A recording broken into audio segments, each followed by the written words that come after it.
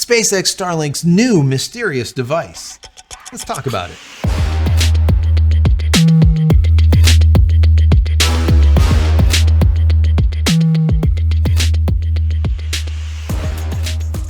Hey everybody, welcome back to the channel. Thank you so much once again joining me for tea time. Today we're coming to the end of a little bit of misty morning and focus combination. I hope you're joining me with your cup of tea, maybe a cup of coffee, hanging out, talking tech, talking photo, talking video. Today is a technology day. We're going to be talking about SpaceX Starlink and a mysterious device. Well, there's been some FCC filings that we're going to take a look at, some schematics, a printed circuit board, all kinds of cool stuff today. The bottom line here is I was talking about back in September of last year about a new, let's say, portable or backpackable Starlink kit. Now, this is not just the dish is going to be a mini dish, as they call it. It is going to be a smaller dish, but also the router is going to fit in the palm of your hand. Very cool.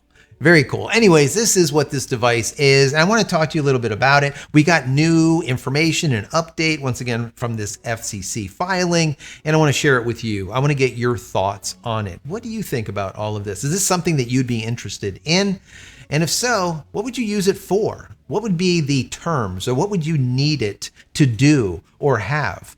One of the things that I talked to you guys about back in September was, wouldn't it be cool if this new portable or backpackable kit would be, let's say, run on DC instead of on AC? So you would be able to use it as a Nomad or someone that's an RV'er or you're hiking or whatever on a battery instead of having a battery plus an inverter. And we know we lose power whenever you do that inversion, let's call it. Anyways, I was reading an article over on PC Magazine and they talked about it a little bit. I want to go through that, but as I always do with this channel, I like to dig in a little bit deeper than what everyone else does, and then once again give you my take on it. Now, am I right all the time? Am I wrong? I'm wrong a lot, but every once in a while I'm right too. So I want to hear from you. You're the community. This is what we've been building, and your information and what your thoughts are equally as important as mine. I'm not like some guru just sitting here, just spouting out all this information that's 100% correct. A lot of times I'm wrong. You guys correct me, and then I will correct it in the next video. So once again, down below, I want to hear from you. What do you think? Before we get into this article, I want to say that if you haven't downloaded any of my ebooks, check them out. Just for you being here, they're free. Go to JCristina.com/books. Also, if you want to say thank you for all of my hard work, there's a little thank you button. You can click on that. Give $1 or $2. If you don't want to, that's perfectly fine. Consider becoming a member of the channel. That would be even better. If you want more Starlink content when you're done watching this video, don't click it yet. But I'll put a link right here to my Starlink playlist that has over 300 videos specifically. Helpful how-tos, tips, tricks, what to do, what not to do, what to buy, what not to buy, and how to do everything, but most importantly, the why behind it also. If you like this video, throw it a thumbs up. That would be awesome. If you find it entertaining, educational, whatever, that thumbs up is very, very helpful. And if you have subscribed, I want to say thank you. If not, why not? Consider doing so, and then click this little button over here so when I go live and when a new video comes out, you will be notified of it immediately. So now that the housekeeping is finished, let's jump right into this article. Once again, this is from PC Magazine. They say SpaceX has received FCC clearance to operate a mysterious wireless module device that might be a new Starlink router. On Tuesday, the FCC issued an equipment authorization for the device, which uses 2.4 gigahertz and 5 gigahertz Wi-Fi radio bands. A document in SpaceX's filing also says it features antennas along with Wi-Fi chips, apparently from MediaTek.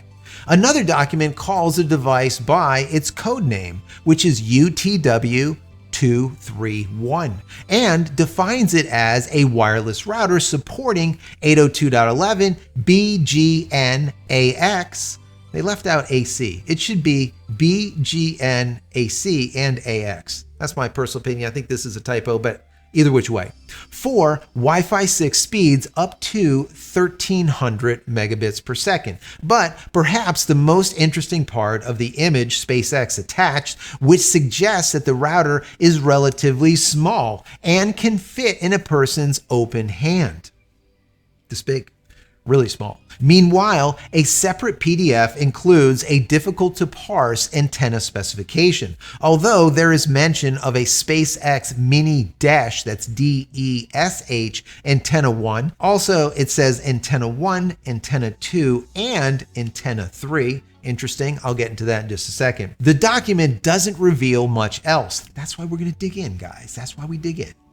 SpaceX has filed to keep the external and internal photos and the device user manual confidential for the next 180 days. But it's possible that the router is linked to SpaceX's plans for a portable dish for its Starlink satellite internet service.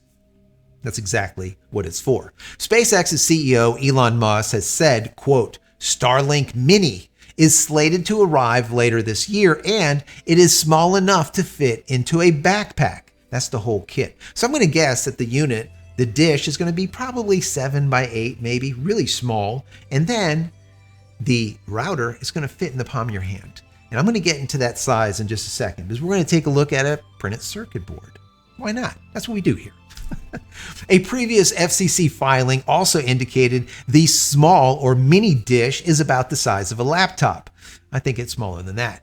Since then, the company's firmware release for existing Starlink equipment have included mentions of a Mini 1 Proto 0, a Mini 1 Proto 1, and also a Mini 1 Prod, that's with a D, 1. Normally, Proto would indicate that it's a prototype in the firmware. If you see Prod, it's usually a production model in the firmware. So now that we see in the firmware updates a Mini Prod 1, chances are we're going to see the release soon. And I think that's what they allude to here. It says on Wednesday, PC Magazine also spotted an official Starlink.com website referencing the name Mini in a specifications page for the satellite internet system. And this is what it looked like. So yeah, it looks like it's right around the corner. The FCC's authorization and website tweak suggests that SpaceX will announce the router device soon. I agree. A year ago, the company also received FCC approval to sell its latest Generation 3 Wi-Fi 6 router for Starlink. A week later, when they got this authorization, SpaceX then announced the product, which is currently bundled with the new version 4 Starlink dish. So once they get that authorization, we see turnaround is really quite quick. Now, let me show you this printed circuit board because this is what we want to dig into a little bit. All right. So this is what this printed circuit board looks like. Now, this actually came with that FCC filing. So we can look at this and try to figure out what all of this means. Now, let me first start out by saying, when I look at this, there's a couple of things that stand out. I want to bring this to your attention. Number one, these are the antennas. This is antenna 1 over here, let's call it. Antenna 2 on this side, and then down here on the lower right-hand side, this is antenna 3. Now, some people will be like, well, what are these 3 antennas? Shouldn't there be 2? Wouldn't there be a 2.4 gigahertz antenna and a 5.0 gigahertz antenna? And yes, that is true. But there's something that stood out that I want to show you also. Let me bring this up real quick. I'm going to drag this over so we can take a look at it. Here we go. Perfect. Now, this also came with that FCC filing. And if we look in here, let me magnify this a little bit. Let's zoom in. We can see the antenna. You see what the module looks like towards the top. But if we come down here, this is actually a test of the antenna. This is a test.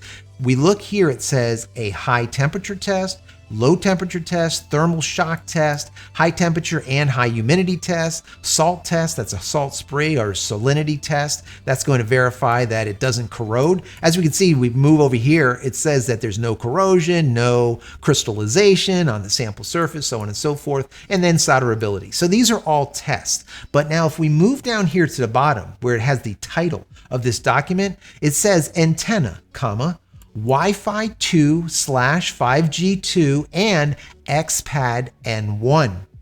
Now, why does this matter? And this is, once again, we're digging in a little bit. Do I know this for sure? No, this is us speculating. This is me speculating. Now, we have something that says Wi-Fi 2, which is 2.4, Wi-Fi 5, and then an N1. Now, let's go back to these antennas real quick. How do I know that these are antennas? Number one, I know based on this other PDF document. But if it wasn't for that, how would I know? Well, if we look right here, let me zoom in real quick. You see this component on this printed circuit board? This component has a 4R7 on it. The reason this is important is because those 4R7s are power inductors. They are actually 6 amp power inductors. So I know now that not only, yes, these are antennas, one over here, one on this side, and then one down here, those are antennas, but we also know based on these 4R7s that they are 6 amp antennas. That's all good. Now, another thing that's interesting here is if we come down to the bottom, we see this chip right here. Now, what is this chip? Now, if you look up what this specific chip is, this HN2439SG, what that is an Ethernet transformer. Now, why is that important? The reason this is important is because if we look here, this is an Ethernet port. How do we know? Number one, this is an Ethernet transformer on this side, but on this side, we can see there is 1, 2, 3, 4, 5, 6, 7, 8 leads coming out. 8 leads is what? The equivalent to a Cat 5, Cat 6, Cat 7, Cat 8 cable. And right next to it, there's a little black box. That black box, I'm going to speculate, is the power.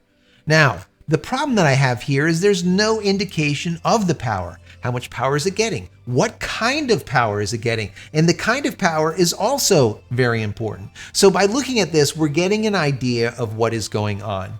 What we can also glean from this integrated circuit board is I know that the size of these adapters are approximately 3/4 of an inch. Just under an inch. So let's just call it 3/4. And using a ruler, I was able to determine that the width of this is right around 5.5 inches, right? 5.5 inches. And the height of it is, let's call it 4.25 inches, 4.1/8 inch, somewhere around there. So let's call it 5.5 by 4. That is the size of this printed circuit board. So once again, when they say that this unit is going to be small enough to fit in the palm of your hand, guess what? They're right. Because once again, looking at the size of an Ethernet port, yeah, this is going to be about 5 by 4. That will fit in the palm of your hand. And I'm going to speculate that this is going to be thin. Because we saw in the original ones, the version 1 and the version 2 routers, they were tall, almost like a coffee can style, right?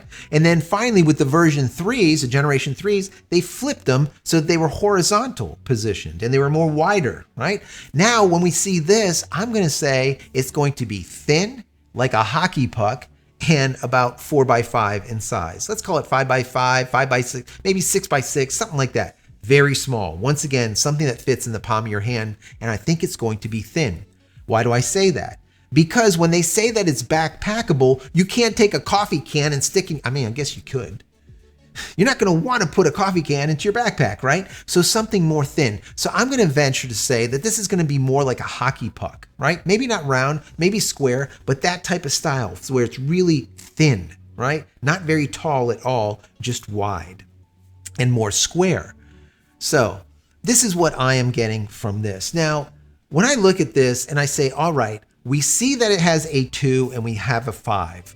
Antenna 1 would be a 2.4, antenna 2 would be a 5.0 gigahertz. Well, what the hell is that little one that's over to the side? That little antenna? Well, like we read in that document, there is a XPAD-N1. What the hell is an N1? Well, I'm glad you asked. It deals with the frequency, right? Or the channel or the band that's being used. N1 is actually a band or a frequency that was used way back. It's used throughout the entire world. N1 runs at 2100 megahertz, which would be what? 2.1 gigahertz. So we have a 2.4 gigahertz antenna, we have a 5.0 gigahertz antenna, and we also have a 2.1 gigahertz antenna in here.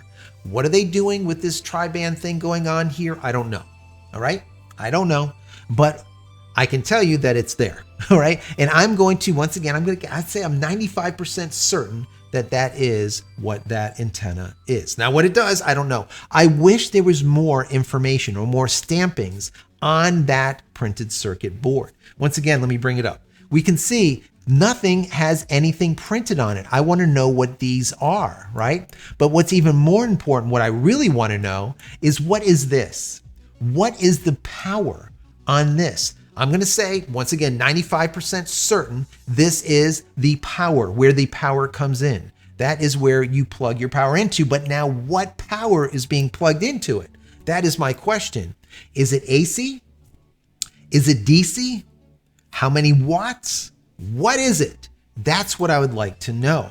And the reason being is, like I said, in the past, in September of last year, once they make this, right, and it is backpackable, well, who uses a backpackable SpaceX Starlink? Someone that's a nomad, someone that is maybe doing camping or RVing, maybe you're hiking, you're biking, right? You want something small, portable, right? That's going to fit in a backpack. So a small dish and a very small router, compact router. But how do you power it when you're out and about? Battery, right? You might have a Jackery, whatever you have, some type of battery to power it.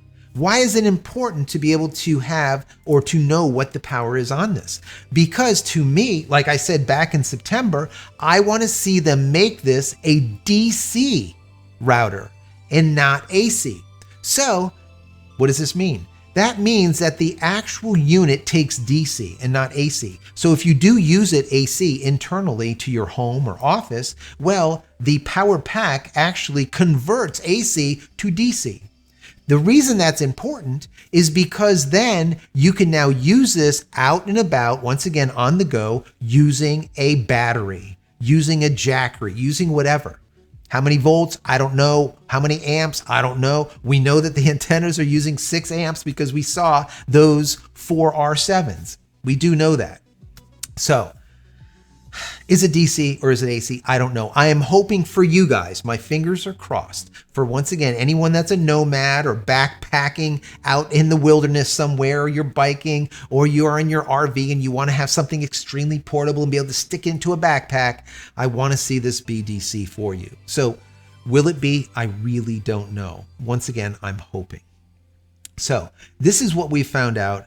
Once again, me digging in a little bit deeper, as I always do, give you some backstory on some of the information that I might know. I could be wrong with any of this. And if I'm wrong on any of it, please let me know, right? We'll share it with the community immediately, what I got wrong, what I got right. That's perfectly fine, all right?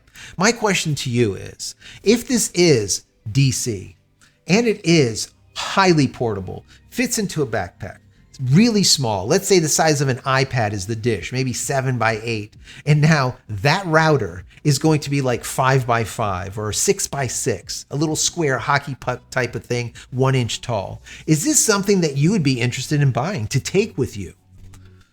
I have a feeling there's a lot of you are going to say yes. Obviously, if you're inside of a home or in a business, this might not be of interest to you, but anyone else, once again, that is out and about, should be extremely interested in it. But I want to hear from you.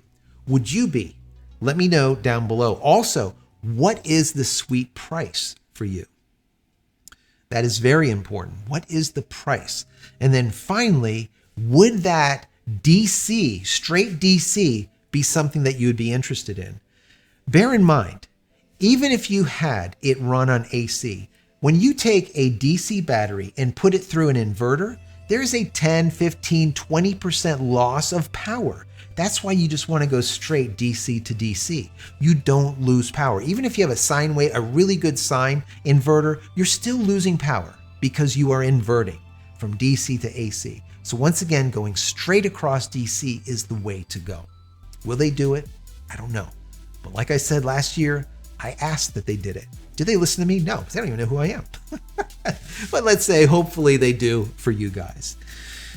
Anyways, I hope you found this interesting, entertaining, at least, maybe educational. Throw the video a thumbs up. That would be very helpful. Don't forget to subscribe if you're not. If you are, thank you so much. I appreciate it. Once again, click that button so you will be notified when we go live or when a new video comes out. And finally, head over to my website, JCristina.com, where you can find all the photography tools and my merch and my tees and my shirts and cups and my book and everything else. Pick something up and help support me and my family. I would really appreciate it. Many blessings to you and your family. Stay safe, stay healthy, stay connected, maybe with one of these little devices. And we'll see you in the next one. Love you all.